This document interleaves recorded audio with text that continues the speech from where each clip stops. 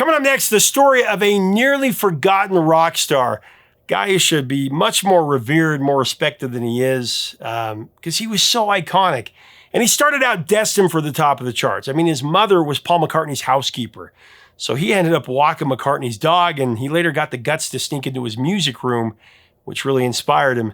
Later, he formed a band that actually had 7 songs in the top 40 charts at the same time. He got so big, he was voted world's sexiest man in an MTV poll, which was definitely the strangest choice of all of them because he beat out everybody from Michael Jackson in his heyday to Bruce Springsteen to Simon Le Bon and Duran. But it was his odd style and his strange persona that won over everybody.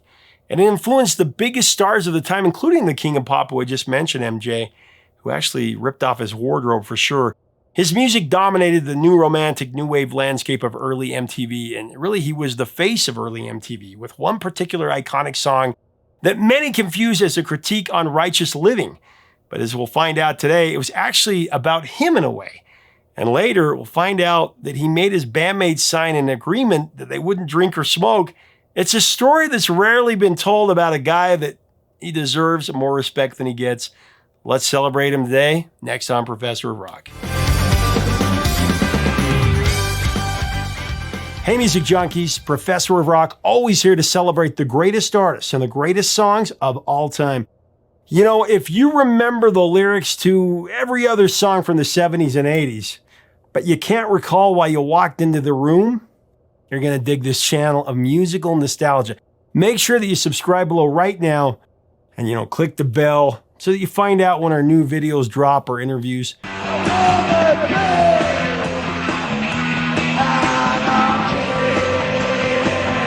In November of 1975, a budding 19-year-old musician named Stuart Goddard saw the Sex Pistols perform their first public concert at the St. Martin's College of Art in London. It was a spellbinding, watershed experience that compelled Goddard to forge a new path to achieve his own fame and notoriety. This groundbreaking performance of the Sex Pistols, it inspired Goddard to change his name and assemble a new band that captured the audacious moxie with what he just witnessed.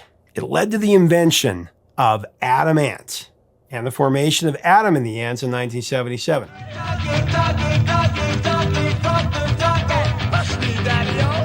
Adam Ant was an only child. He grew up in an impoverished area of post-war London. He was raised in an anguishing environment of domestic violence.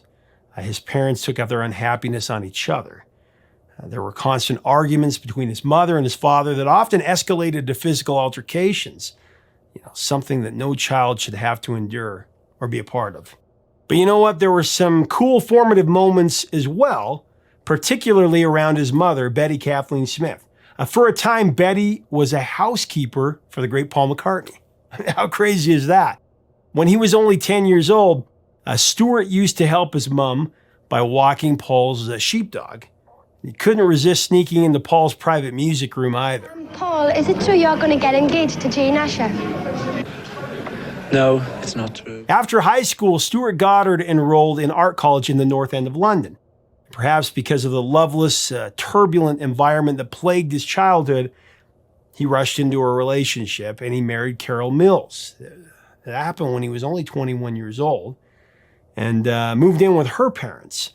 Stuart struggled emotionally. He felt suffocated in suburban married life, feeling that it was holding him back, from chasing a dream, a prolific career in music. His despair came to a head when Stuart swallowed a bunch of pills from his mother-in-law's medicine cabinet.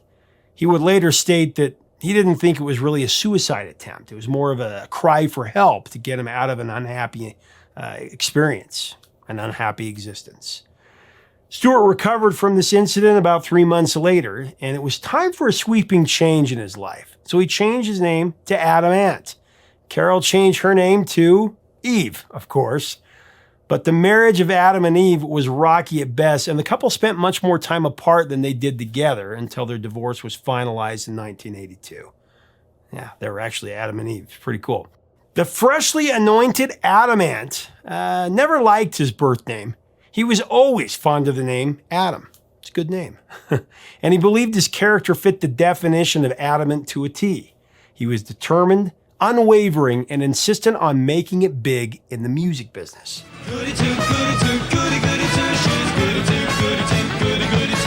Adam and the Ants hit the European music scene like a sonic boom. At the band's peak, they had 7 singles in the UK Top 40 at the same time, led by a pair of number 1 rousers, Stand and Deliver,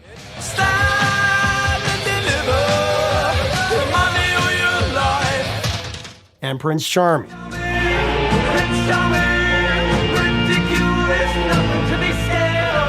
Adam Ant devised an arresting stage regalia, spawned from his lifelong fascination with military history and the folklore of American Indians. He wore a replicant of the hussar's military jacket, a style originated by horsemen in the cavalry of late medieval Hungary in the 15th and 16th century. The first jacket that Adam wore had been worn by actor David Hemmings in the 1968 movie Charge of the Light Brigade. The position, I assure you, is quite clear from where Lord Raglan stands. Is it? Is it? Adam's distinctive look, it was envied by his fellow musicians. It even caught the eye of Michael Jackson, the king of pop himself.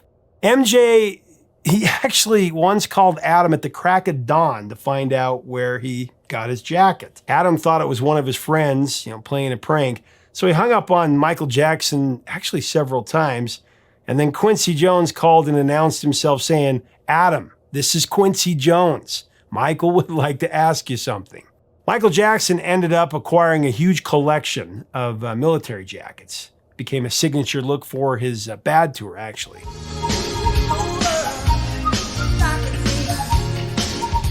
Adam also put on black makeup on his eyelashes and eyebrows, and a definitive stripe of white war paint across his face under both eyes. The stripe was Adam's way of honoring American Indian tribes. We are family. As a child, Adam spent countless hours reading stories about indigenous Americans. On his first tour of the U.S. with Adam and the Ants, Adam met with a group of American Indian chiefs who were both curious and also concerned about why he wore the white war paint, the stripe across his face. Adam shared that the stripe was a symbol of understanding and respect to honor the Indian culture. The chiefs were actually satisfied with his answer, and they gave Adam Ant their blessing to continue to use the war paint.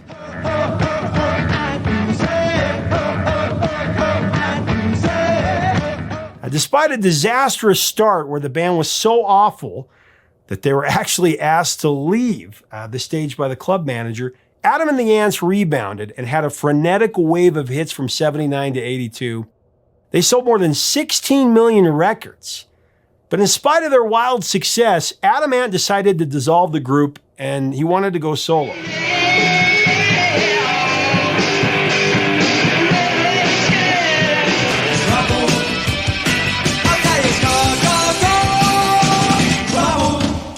Adam and the Ants, that was always his band to impose whatever rules he wanted. For example, each band member had to sign a clause in the contract to play with the Ants, acknowledging that if they were caught taking drugs, they would be fired. Adam regarded himself as an athlete. He didn't drink, he didn't smoke, and his teetotaling ways, it led to some funny interviews with the press that inspired his first solo smash. Also his breakthrough hit in America, of course talking about Goody Two Shoes. So Adam Ant turned a typical queer from a reporter into the song's chorus on Goody Two Shoes. You don't drink, don't smoke, what do you do? Subtle innuendos follow, there must be something inside.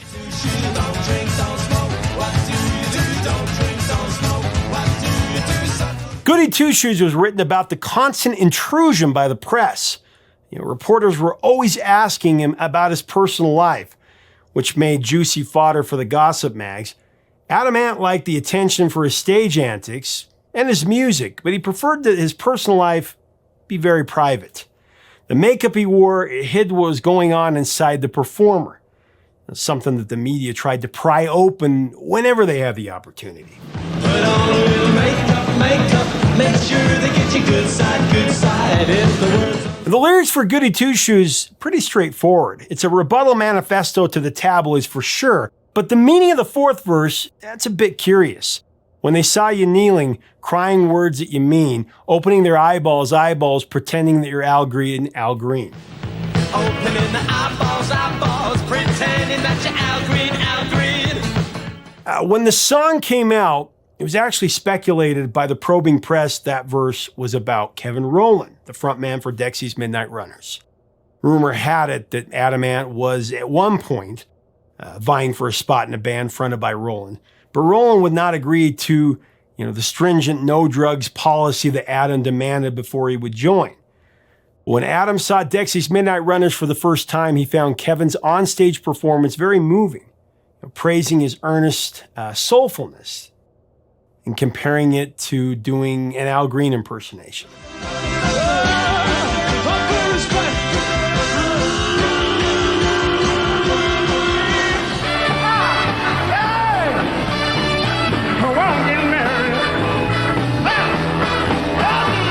Adam Ant said about his song, Goody Two Shoes was a sort of answer back manifesto and just trying to keep things level-headed because I felt that, and I still do, to a degree, that going on stage is creating an illusion.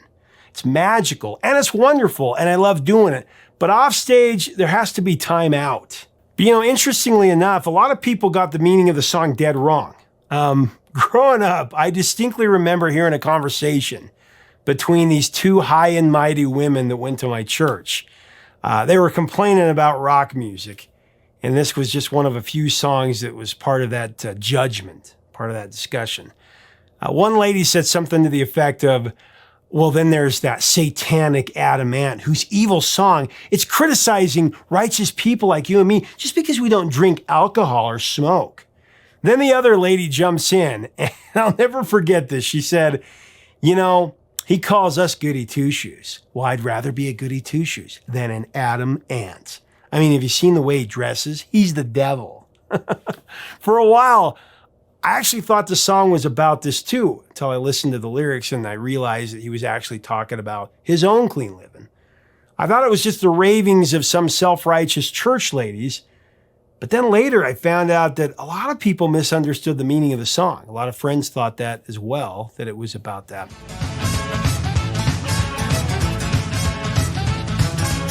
Well, then there's the musical arrangement for Goody Two Shoes, and it attacks with a tribal Bogdan whistling drumline shuffle, followed by a jangly guitar riff by the song's co-writer, Ivor Novello Award winner Marco Perrone.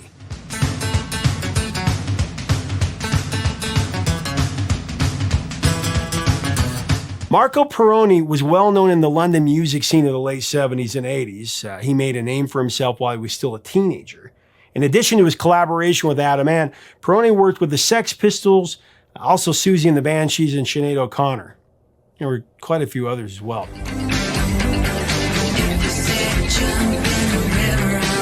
Adam chose to add a brass section to Goody Two Shoes, which was a chic move, but it was also a risky one. Horns were prevalent in the so-called new romantic period of the early 80s, new wave in the UK. Bands like Dexy's Midnight Runners, Culture Club, Teardrop Explodes, and Haircut 100 that were at the forefront of this movement. But Adam Ant wanted to maintain a rebellious image. That same image that he had with Adam and the Ants. And Adam heard the addition of brass to his solo material to be an unusual contrast to heavier rock or post-punk sounds of that era. The pixelated horn section on Goody Two Shoes, it gave the track a dynamic, modern swing to the arrangement, deftly executed by studio veteran Martin Drover on trumpet and flugelhorn.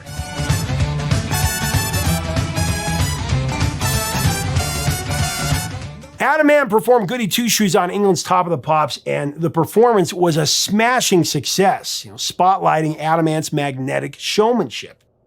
Adam Ant knew how to work the camera. He made sure it got his good side. Sorry, I had to.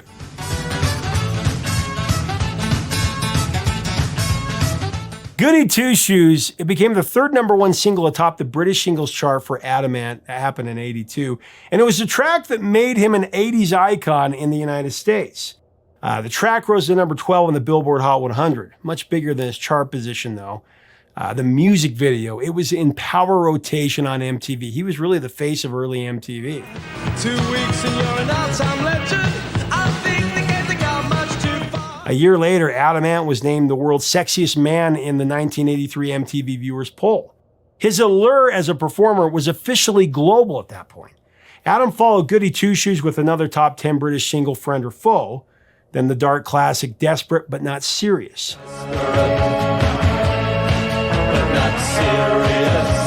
Then came the album Strip, featuring the number 5 smash Apollo 9, and of course the MTV staple Strip. That proved a little too risque for radio. It stalled at number 41 in the UK and number 42 on the Billboard Hot 100.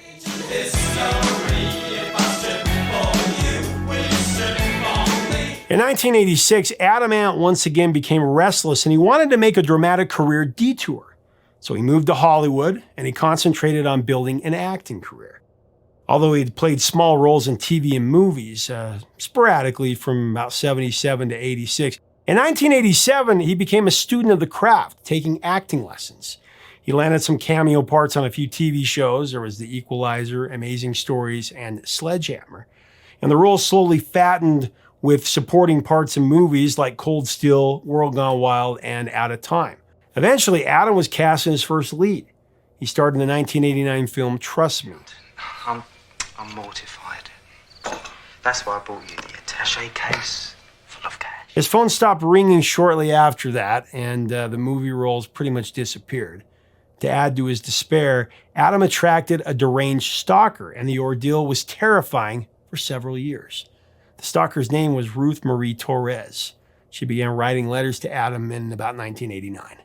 Initially, her letters seemed harmless, like any other fan mail. However, the letters gradually became more sinister, with statements like, "You're the one for me. Only you understand me." Then items started to disappear from Adam's house. Torres poisoned his fish pond, tried to kill his dogs. She started to appear in the street outside his house naked, shouting obscenities. She said she was going to marry him and then neuter him. Yeah. If Adam had a female guest at his place, Torres would follow the woman home. Actually, one night in August of 94, Adam arrived home, petted the dogs, and made a cup of tea. The house was completely dark. When he turned and looked across the kitchen, he saw a cake on the table, and with it, a voodoo doll. It was pinned with a note that threatened his life if she caught him with another woman.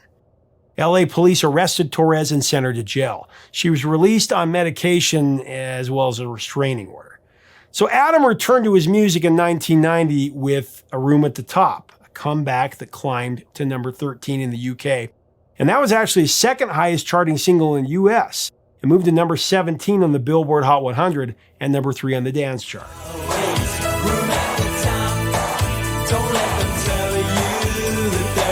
We heard a different side of Adam Ant in 95 on yet another comeback with Wonderful, the wistful title track to his 5th solo album that Adam wrote about his failed relationship with actress Heather Graham. It would be Adam's last entry into the top 40 in any country, reaching number 39 on the Billboard Hot 100. But it's pretty cool that he had a comeback in the 90s there. Also went to number 32 in the UK and number 9 in Canada. I miss you. Yes, I do. I said, In 97, Adam remarried, but those nuptials only lasted 4 years. It was about that time in 2001 that Adam's battle with depression, it got out of control. He had a series of breakdowns that required medical attention, but it was the rumpus in 2003 that was the most infamous. While suffering a hypomanic episode, Adam threw stones at his neighbor's home, breaking windows and yelling profanities. Then he marched to the nearby Curly Dog Cafe, where bewildered patrons inside the restaurant watched the one-time world's sexiest man remove his pants and threaten patrons that were drinking at the bar. He proceeded to go down to the basement of the cafe, saying he just wanted to go to sleep. Adam refused to leave the premises when Bobby's arrived, so they stormed the cafe and found him half naked, curled in the fetal position, sobbing in this unoccupied basement. One of Adam's friends convinced him to leave peacefully, and he was arrested on several counts, including criminal damage to a residential property. Adam was subsequently diagnosed with severe bipolar disorder. And fortunately, he He has a good handle on his illness, and he's managed it very well. In 2013, Adam recorded his 6th solo album that included his last single, Cool Zombie.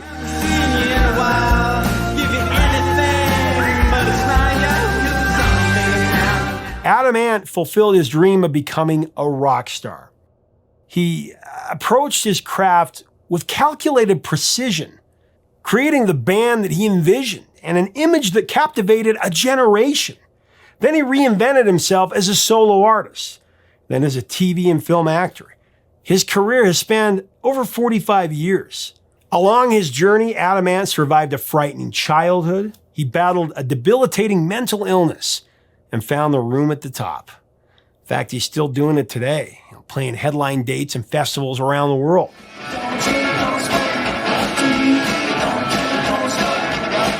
He's certainly one of the most interesting and colorful icons of the entire rock era. And he did it all while abstaining from the debaucheries of rock stardom, or at least most of them. Goody Two Shoes may have been a fictional character, originated in a nursery tale by John Newbery in 1765. But Adam Ant was, in some ways, emulating a real-life Goody Two Shoes, more befitting of the 20th century definition of someone who is arrogant about being good. Adam Ant didn't drink, didn't smoke, didn't do drugs. He was very proud of staying disciplined and resisting those temptations. But he was no prude. His only vice was legendary. But we'll leave that to subtle innuendo.